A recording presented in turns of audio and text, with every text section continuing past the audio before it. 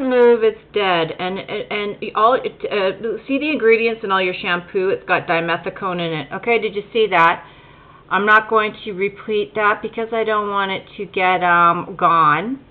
But now I want to show also something else. This is how it's done. This is masterful. This is like a barber. And watch the difference in hair when it used to be cut like so. And I'm just going to flash forward to certain aspects of it. And it's going to be just done in a precision way. Now those scissors that these guys use have inches marked out, so you could always know exactly how many inches you want your crown, your sides, around the ears and around the back, and the absolute technical dexterity. Now what we see now, since the 90s started, when they knew that people would not be able to go to the barber a lot or the hair salon a lot because they knew that they had to raise prices because the real estate prices were going up.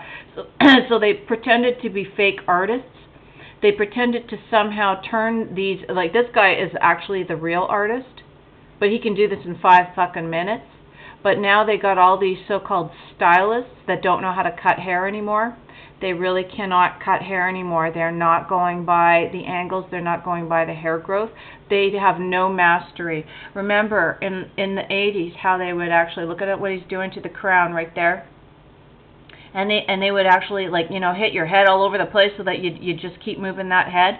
And they cut right on your face, right in your nose. They don't want you to do that. They want you to pay $200 to sit in a fancy salon and stare at yourself in the mirror, and they don't want to go into your face. But actually they are useless now. Okay? They are absolutely useless. This guy is unbelievable, but it is really absolutely the same technique as with the men. This is just like the men. And the men, they don't know how to cut men's hair either. They don't know how to cut men's hair either. But the whole point is that your hair's got to move. If your hair's not moving, it's not alive. And nobody's hair is moving anymore. Yeah, so you got those freaking fake commercials. Like, look, this is what it's supposed to do. They're supposed to tousle it. They're supposed to tousle it. Your crown should be moving, and it fits your hand. Your hand, you should be able to go like this, right through your hand, right through your face, and it just like, it does anything you want. You can go forward, you can go backward, and this is what it should do, people, okay? Listen up, men and women. We need our hair back. I don't know what they call this, but obviously they have screwed up with the language, and all these new styles, since the 90s, they wanted to take away this crown cutting. They wanted to take your crown away. Now, isn't that a biblical thing? Where they say, do not let them take your crown. And, you know, your crown is your crowning glory. Remember, this is also where, you know, you're very much like the animals.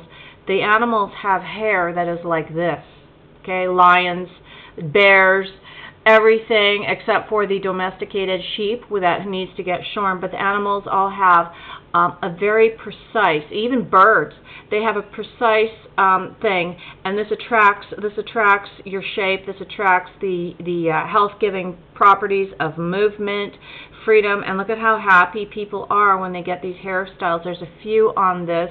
I think it's from something, whatever. I'm not going to say, but this guy is an absolute genius, and this is the way it should be. It should be like it should be moving. Your hair, if it don't move, if it don't fly, it's dead, okay? If your hair is not moving like so, okay? Not like today's hair. Bye-bye. Time to take it back, or at least destroy what we got now because it's ugly and stupid.